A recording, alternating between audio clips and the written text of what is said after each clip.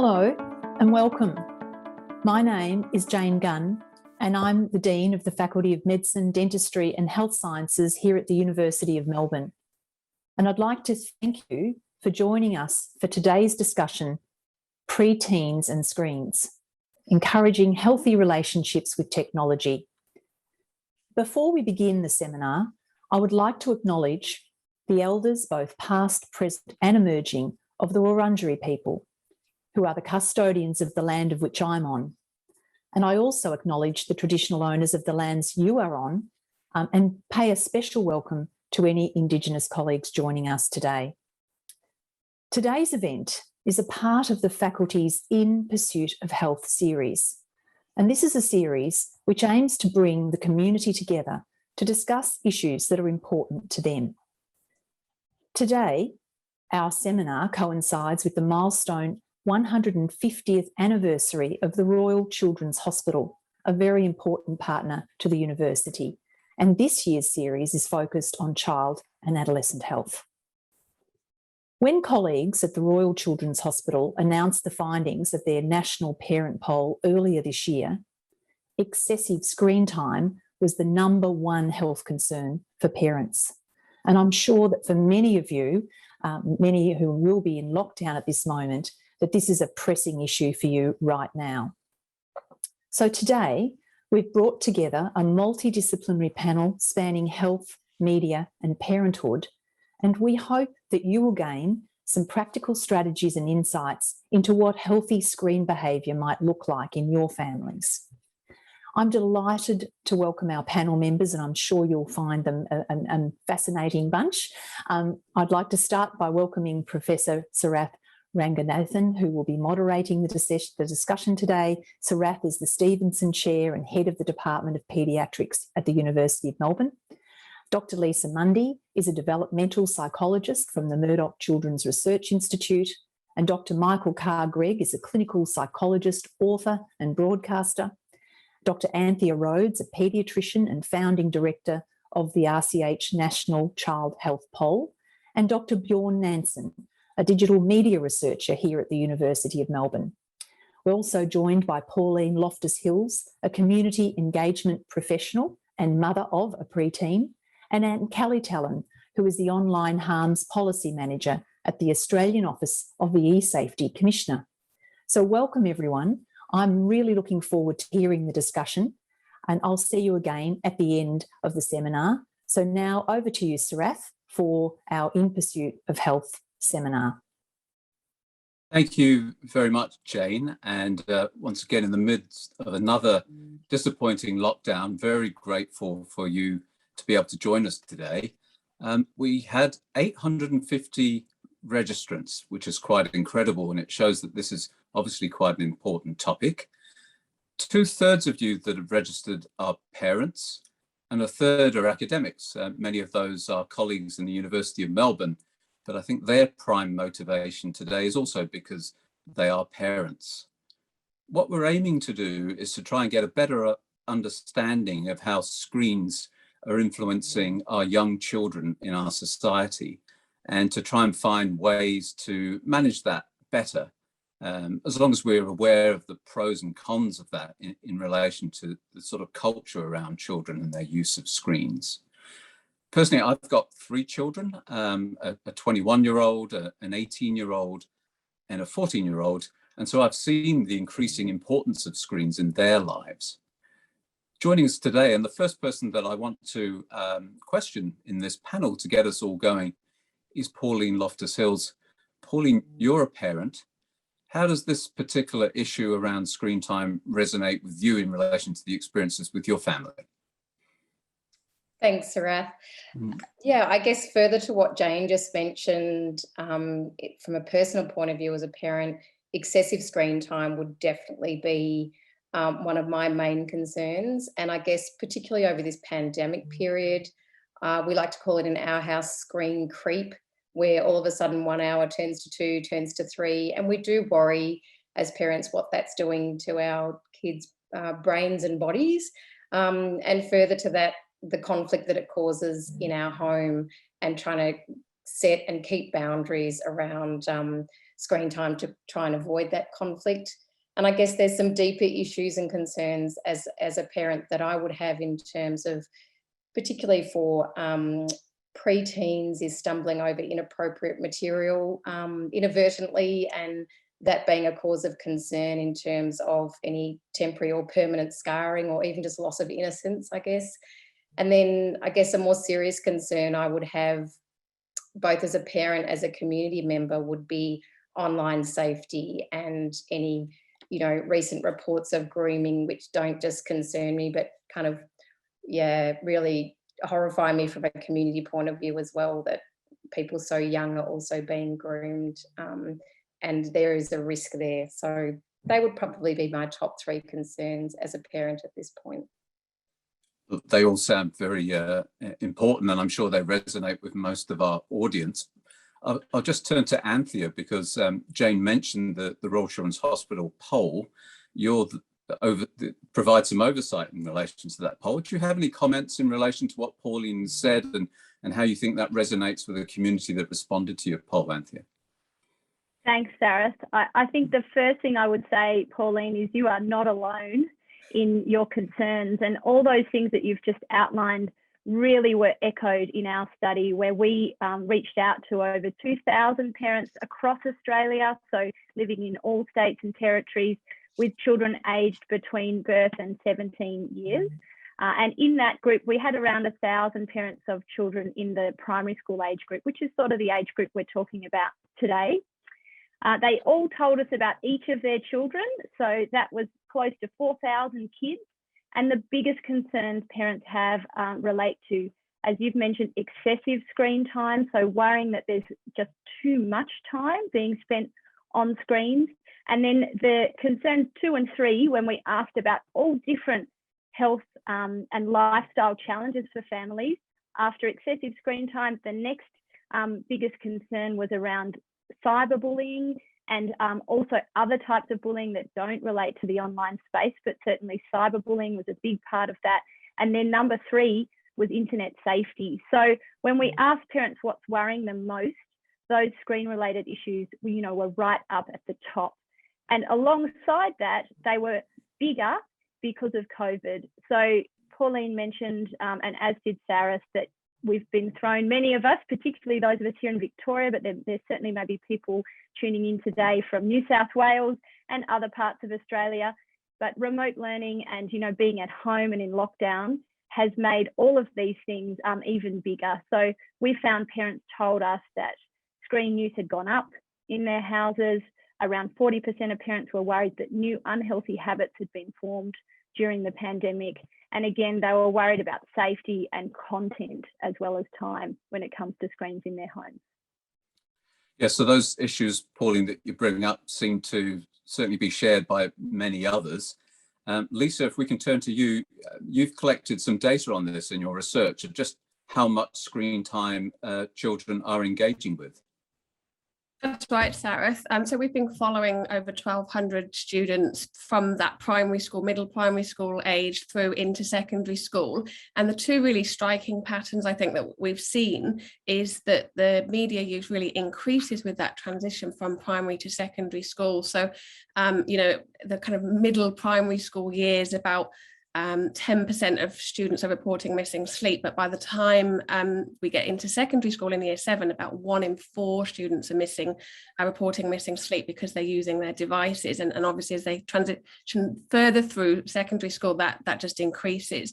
And the other big and obviously with that transition to secondary school, that's also when young people tend to get more ownership. So we see a big increase in the number of students that have their own mobile phone, and they have more autonomy over being able to choose their content things as well. So I think it really highlights the importance of these pre-teen years in terms of equipping our kids with those skills for being able to use media in a productive and safe way. The other pattern I think we've probably seen through the CAPS data is the differences in the way that boys and girls use media as well. So we see that girls are much more likely to be on social media using, the sort of Instagram, Snapchat, that sort of thing, whereas boys are much more likely to be on using video games as well. So really thinking about how our children are using media as well. It's not just a blanket approach. Yeah, Lisa, we've lost your video, but your voice is beautifully clear. Thanks for that. Okay. Children must be gaining a lot of positive reinforcement about their screen time. Certainly, my children, they love being on screens. And so I'm going to turn to you now, Bjorn, because I just want to explore this a little bit about what children are gaining, the positive elements of screen time. So Bjorn, through your work, what's your perception about the sort of culture that children are now engaging with screens?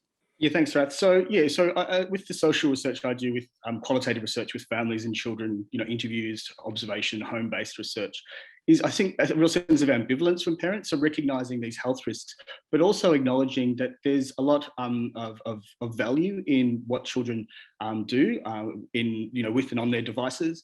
A recognition that sometimes the language, screen time, can be quite reductive, and that it doesn't sort of take into account a lot of the context and content of children's activities, which really they recognise are quite diverse and change with age. And so there's a real sort of cultural value that children get out of the different activities they're doing with their devices. So whether that's collaborating with a friend online to win around a Fortnite, whether that's learning to dance on TikTok to learn Renegade, whether that's building in Minecraft. There's a whole range of kind of social collaborative learning activities that are in the specificities in the kinds of programs and games and platforms that children are on. And so a recognition that there's an ambivalence between trying to balance out those perceived health risks with what they see as the cultural benefits. And often this sort of comes back down to, we discover with with parents' own backgrounds, recalling their own sort of fondness for Saturday morning cartoons or early games or a generation before comics. And so the idea that, there is this kind of cultural value that they got and they want to instill in their children through those kind of memories and shared activities and forms of participation. And that they can get pleasure from engaging with children. And so in the parental mediation literature, as it were, forms of co-viewing and co-playing can be helpful for guiding children, but also for family leisure time and deriving pleasure as a family. So, watching shows together, playing games together, depending on what children are interested in at the time, that those kind of shared moments within families can be really productive, both for just for leisure and pleasure, but also for kind of learning and building those kinds of capacities and resilience for further and future forms of digital interactions. Thanks, Bjorn. Certainly playing games together. My children used to love humiliating me by coming last in Mario Kart every time. Anthea, in terms of sort of other learning opportunities, could you just comment on around that and the benefits there for children? Yeah, so echoing there what you've highlighted, Bjorn, we found also in our poll of parents that they do see and experience those positives for their kids. So, around 3/4 of parents said that they noted increased social connections and the benefits that had come from that through use of screens, particularly during the pandemic when they were surveyed towards the end of last year. We also found that they felt that there were new skills being learned, both by themselves. So around half of parents said through COVID, they'd learned new skills with the increased need to engage through technology. And 2/3 of them said their kids had learned new skills. So definitely positives there in terms of their engagement socially and their learning opportunities. And we know, wearing my hat now as a developmental pediatrician, that all of those things do happen through those processes as well. So exercise that happens as a type of play where technology might actually be the medium for that play and engagement is still bringing those benefits that we see through play that doesn't involve technology. So the short version is, I guess, parents also know there's positives and it's not all bad. The challenge is for them, how they harness those and limit the things that are worrying them. Yeah, so in relation to the positives then, Pauline, you've heard Bjorn and Anthea. I presume that resonates, that parents recognise the positives. I just wonder, in your own family, what your experience is there. Yeah, I guess I've got 3 children, 16, 14 and 9, and particularly the 9-year-old, further to what Anthea was saying, the instructional videos are wonderful. In particular for her, she's taught herself to do all sorts of things, particularly when she's stuck at home. Cooking would be one. I have a son who's taken up Dutch, and that was through no influence of anyone else in the house, but he decided that would be an easy language to learn. So that's technology at its best, I think. And I think the other thing, there's a bit of levity as well, and a bit of the enjoyment factor that Bjorn was talking about, because they do say, oh, Mum, look at this is funny, or have you seen this? And that's a way of connecting with them too, for things that they've been viewing or looking at. They share it with their grandparents who live interstate, or their aunts and uncles who live abroad. So that's a really central part in terms of technology for our families, is the connection of the sharing of funny things. So that levity, particularly at this time, has been a real bonus for us, I guess. I think, though, what we should move on to now, because you brought this up, Pauline, and certainly in the poll, are some of those concerns and challenges that we're facing with screens for young children. And I think this is a good point to bring Michael into the discussion. Michael, as a psychologist, are you seeing any impacts that you believe to be associated with screen time in terms of children's mental health and well-being, for example? Thanks, Strath. I think the main impact has been from COVID itself. If you think about children, there's 4 things that they need to be doing. One is being with their friends. The second is going to school. The third is to emancipate from the adults around them gradually and figure out who they are. Fourthly, identity formation. I think all 4 of those key developmental tasks have been significantly thwarted by the lockdown. So it's quite difficult for me to separate out. There's definitely been an increase in mental health presentations, to the point where my next appointment is February, the next free one, and my colleagues are all in the same situation. So we're seeing more anxiety, more depression, and I think that many are retreating to their rooms. They are spending a lot of time online, and therefore the issues that I'm seeing relate very much to things like the cyberbullying, the gaming, excessive screen time and conflict with parents, and something that I am concerned about, which is a real reliance on social media to the exclusion of anything else, which seems to prompt some of my clients to make extremely detrimental comparisons, both physically, socially, and academically, with other people. So they seem to be using social media almost as an alternate reality, an escape, if you like, from the boredom of their daily lives. Well, thank you, Michael. That's sort of concerning. I just want to turn to Lisa, because you mentioned before, Lisa, the CAT study. Could you just tell people what that stands for, and what the data from your study shows in relation to the challenges of screen time? Yeah, so the CAT study is the Childhood to Adolescence Transition Study, and we've been following 1,200 students across those middle years, and really looking at, as the name suggests, that transition into adolescence, and some of those things that Michael was saying are so important during these years, in terms of developing, in terms of kind of having their own identity formation, engaging with peers, starting to move away from the family group, that sort of thing. So we've been really interested in some of the factors that kind of influence some of those changes that happen across those years. And of course, the big one is media use. And so we've been looking at different types of media use. So for example, social media use. We found that girls who were using high levels of social media, and by high, we're just talking about just over an hour of social media, at sort of age 11, 12. So that's actually sort of technically a year before you should even have a social media account, were over 2 times more likely to experience depression and anxiety in middle adolescence. So really quite striking. And what's really important about the findings from the CAT study is that we've been able to track the same young people across these years. So there's some thought that maybe, you know, children who have emotional problems are more likely to turn to their devices and use social media, for example, in this case. But we were able to look at those children who had higher levels of emotional problems, and these findings remained even whether they had emotional problems prior to starting to use social media or not. So so basically it's sort of an independent effect that seems to be being driven across these years.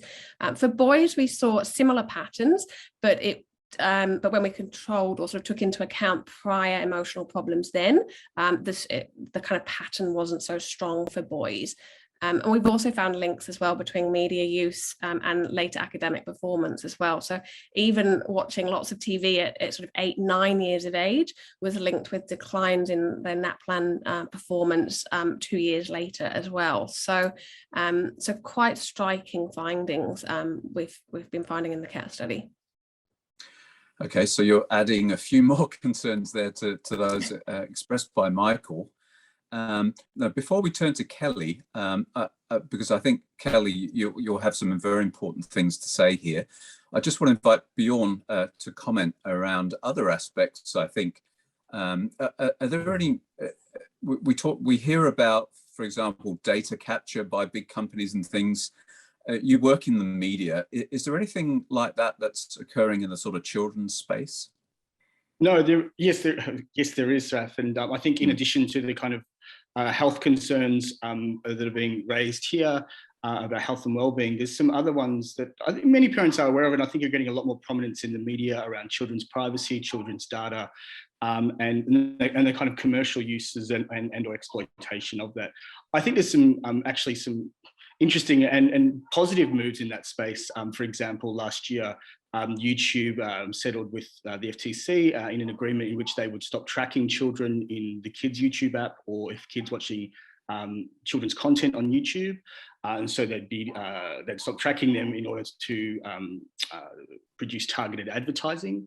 And so I think there's an increasing awareness of that and moves towards regulating, whether it's self-regulation or governmental kind of responses to that. Facebook has recently announced that for Instagram accounts of children under 18 or youth under 18, that they'll be set as private by default rather than public. So I think the platforms are kind of responding to this kind of public the prominence of these issues and backlash about them. I mean, I think there's ongoing ones, particularly, just around the kind of commercialization of, which is, there's a long history of that with children's media, but how that, within online spaces, that's often kind of escaped territorial kind of boundaries and is quite a difficult thing to manage. Thanks, Bjorn. So Kelly, you work in the office of the ESafety Commissioner, and I think that you'll have very important things to say around some of the things that Pauline brought up around cyberbullying, etc.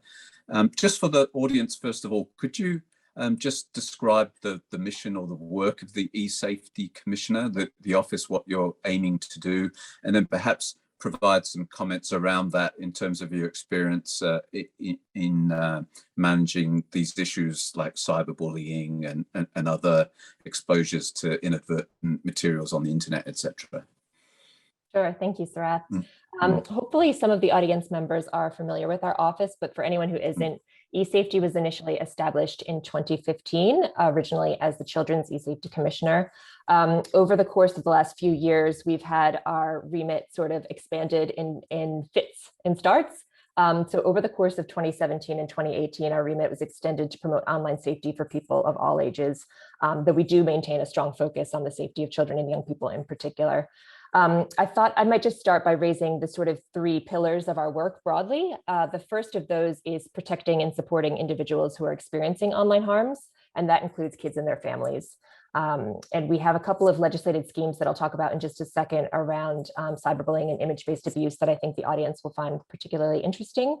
We also push for proactive and systemic change among industry players to lift their safety practices and try to prevent harms before they occur, rather than just having those protective schemes at the bottom of the cliff.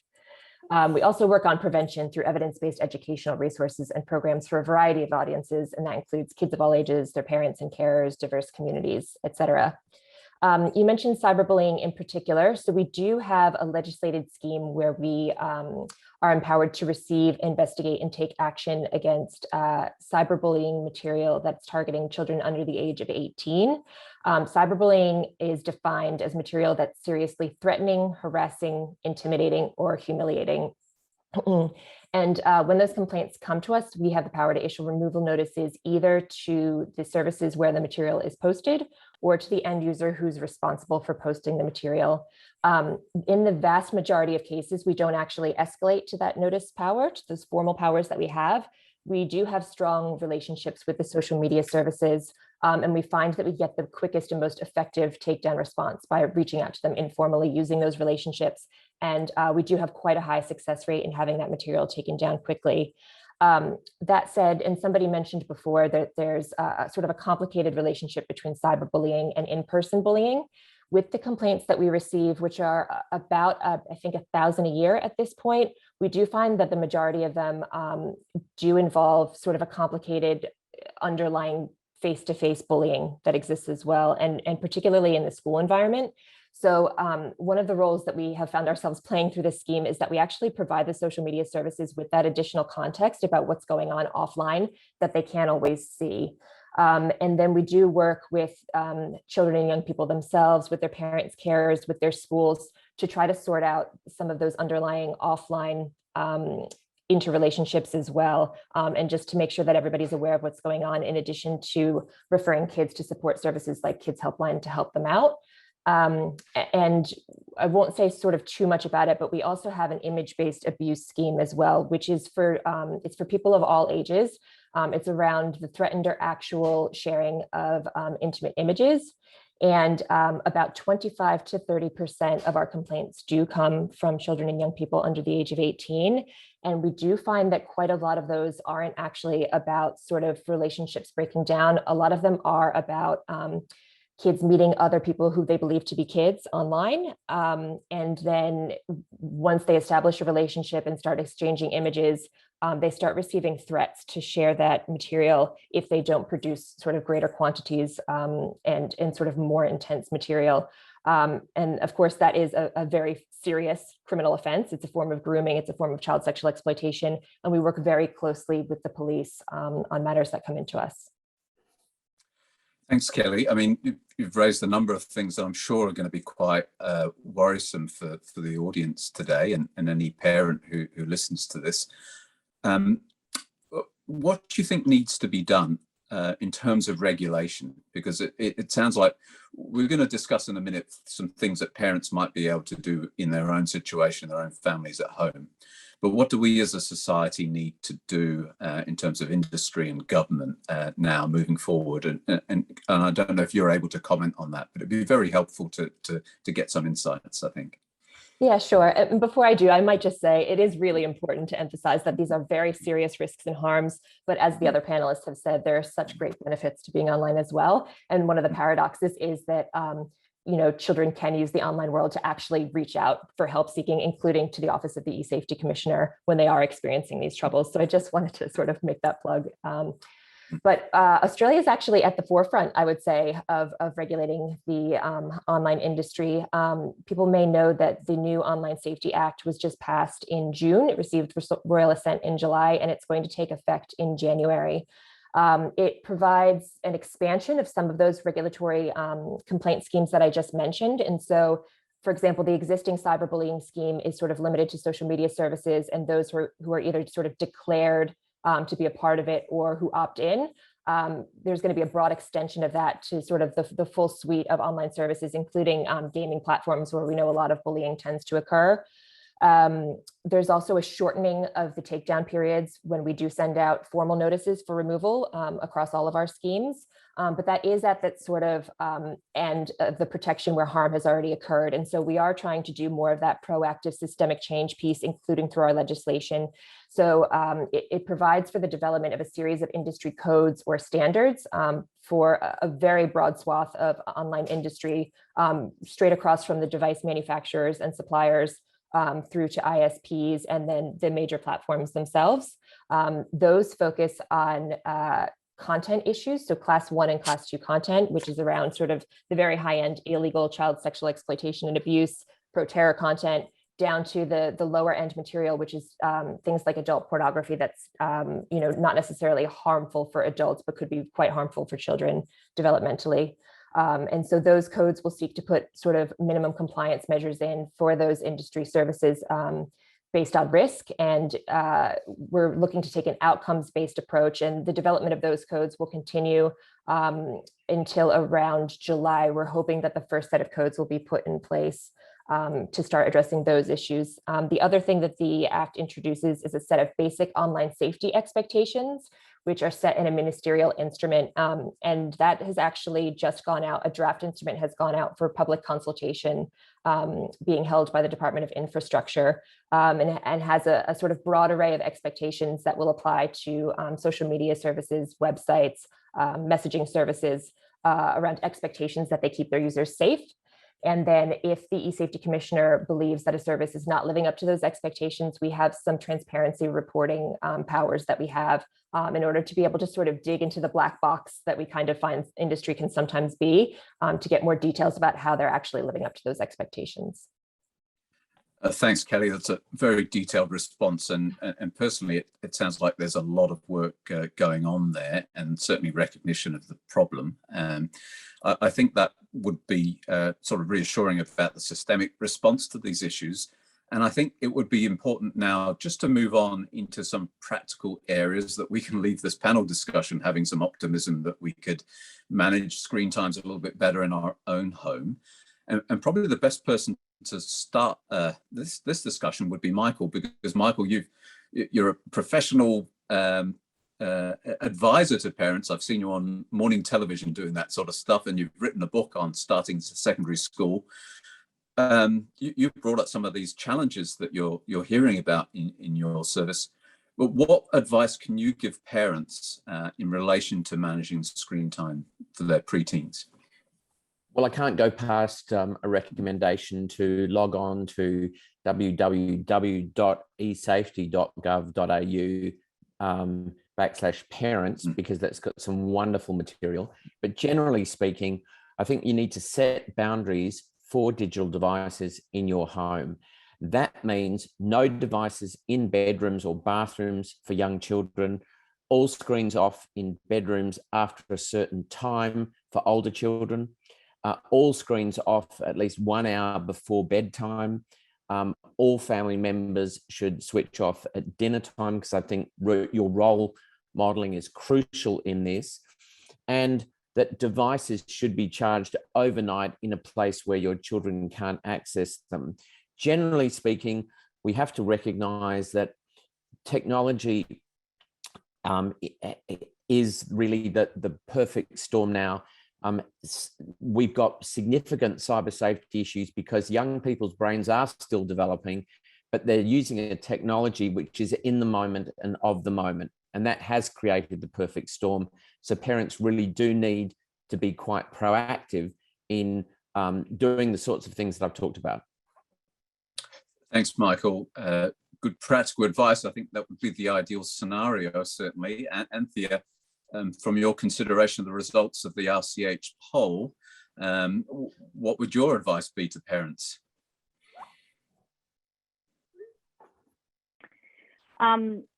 Thanks, Sarah. I think what we've learned from the poll, and as a parent myself, you're just breaking up a little bit, Anthea.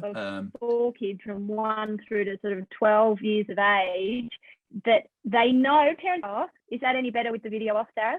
That is better, yeah. Just saying, as a parent myself of 4 kids between age 1 and 12 years, and what we've learned from the poll is that the really great advice that Michael has just given us about having screen-free bedtime, screen-free meal times, setting boundaries, and being aware as a parent of your role modeling when it comes to screen use. Parents know about this stuff, but they find it really, really hard to do. And parents have told us that, you know, that role as a moderator, if you like, of time and content is a big burden. It's frequently a cause of conflict in households. So just putting that out there, because I think it's really important for parents listening, and you might feel that sinking sort of feeling as you hear this advice, because you think, oh, I know all that, but it's really hard. That said, it still is really important. And sometimes some of those things that are tough, there's not an easy way around them. And I would reinforce that advice from Michael, where parents can do it, because there is good evidence that it is some of the stuff that makes a difference. So healthier sort of screen habits, and thinking not just about how much screens and technology are used in your house, but how they're used. So making some of those interactions positive, doing the sorts of things that we heard, Bjorn talking about, that we know build positive relationships and are good ways to use screens, and healthy screen habits in households. Thinking about building those things in rather than just what you're trying to stop doing. It's a bit like if you're, go back to parenting advice with kids, and some of you might remember the idea that instead of telling your child, don't run, you've got to say, oh, slow down or walk. So giving the advice about what you would like them to do is really helpful, I think, when it comes to practically making a difference. So on a daily basis, what that might mean is think about what you can schedule into the day that's not screen-based, or that is a positive type of screen use. And if you do that, then there's going to be less time spent in some of the areas that might be less positive or more risky. So structuring in the positive things is a really practical tip. And also just to echo for parents the practical stuff that they can get from logging onto the ESafety website. A lot of the concerns from parents that we learnt through the poll do relate to those issues around safety that we've just heard in detail about from Kelly, and really do make you feel nervous as a parent. And knowing that that stuff does go on validates some of those concerns. So rather than sitting with them and being anxious, a lot of parents told us in the poll that they don't feel well enough informed, or they don't feel like they've got enough tech skills to oversee things from a safety point of view. So go online to the ESafety website, upskill yourself. Sometimes as a parent, or just as a person, if something's hard, we pull away and we sort of give up.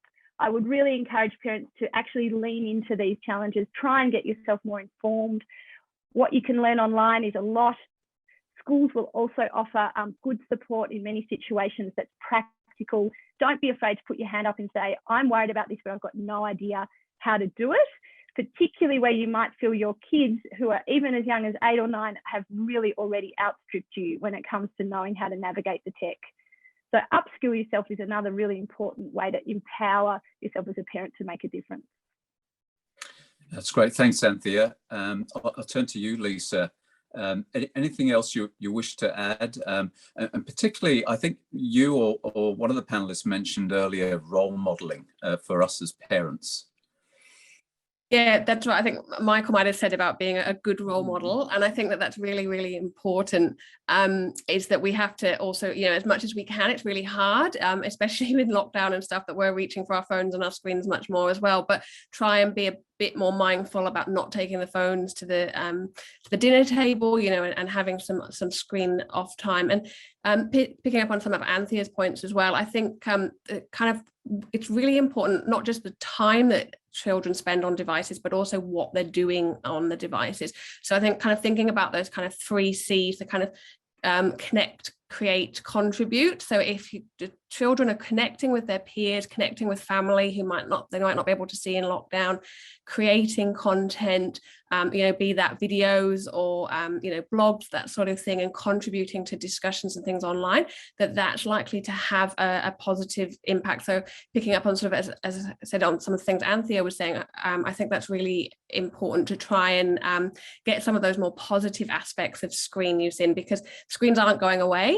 So it's about how do we support young people to use them in a positive way.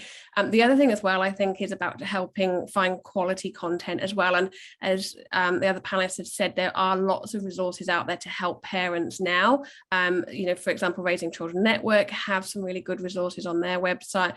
The Australian Council of Children and Media also have some really good resources as well, where they'll rate apps and videos, and movies and things, which can help guide parents as something that might might be marketed as educational might not be all that educational, for example, and thinking about the sort of violence and things that might be being presented.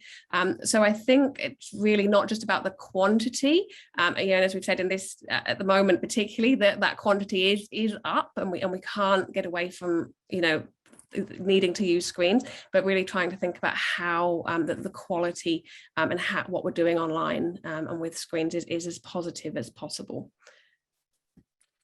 Well, thanks, Lisa. Pauline, we said right at the beginning when you expressed some of your concerns as a parent that we would try and discuss some of those and maybe provide some practical pointers.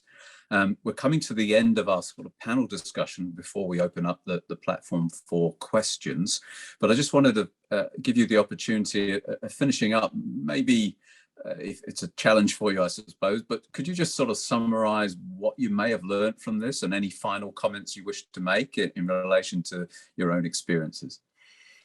Yeah, I guess as a parent listening to all this, I certainly have taken some good tips, particularly on boundaries, particularly on reaffirming for me that my concerns are valid. I think from the poll research and from the experts as well, knowing that there are resources out there like Kelly's talking about, reminding ourselves to look at the positives like Bjorn was talking about, and just some practical tips as well in terms of the hour before, Michael said, making sure that screens aren't used, and trying to hold those boundaries. And I think my overriding comment would be I know I try and practice a bit of self-compassion during lockdown especially, but just to be a little kind to yourself as parents, to say, even if you've had screen creep or you've forgotten to set the parental controls, whatever's going on in your life at the moment, just to be kind to yourself as parents, and you're doing the best you can each day. Because I do feel there's a lot of pressure and conflict around this issue, trying to manage the amount of times kids that are using on screens, and the conflict that's creeping into households around that. So having the energy to maintain those boundaries that Michael is recommending, and trying to balance outside life and inside life at the moment, particularly in the pandemic. Well, thanks very much, Pauline. That was a difficult ask of you, but did superbly there. Not at all. You're very welcome. I'd just like to thank everyone for listening, and thanking the panelists here who've done a great job in responding to all of these queries and questions and things that I've thrown at you in the audience as well. Really grateful for your participation, and thank you also to Kate Anderson for organising this. I'd like to just hand over to my boss, the Dean, Professor Jane Gunn, to close the session. Look, thanks, Sarath, and thanks to all the panellists, and most importantly to the audience. I've really enjoyed the seminar today. I hope that you have. I found the 3 C's ones that I instantly remembered, so thanks for that. And also, of course, the 4th one, which was in a lot of the chat around conflict, which is obviously one of the things that people are really challenged by, the conflict that this brings up within homes and classrooms, etc. And so I can see lots of people wanting tips for how to deal with that. Look, I do hope that we're able to get back to you with some of the answers to the questions in chat, and we'll ask Kate and co to collect those and maybe impose upon our panel members to get their words of wisdom. And we will be posting that with email links to those of you who've attended today. The In Pursuit of Health series wants to bring topics like this to your living room or office or wherever you are. And so if you're interested in taking part in other seminars, please follow us on Twitter at UMelbMDHS, and that will be put in the chat today. Once again, I hope everyone's taking care of themselves in lockdown. Battling with the screens is going to be a challenge, and I do hope that today some of the tips have been of assistance to you. And I would add a final one, that parents unite around this, and that being together and helping each other out is another way of getting to put some boundaries, as Michael Cargreg was saying, around this very tricky issue. I hope to see you again soon, and thank you again. Have a lovely afternoon.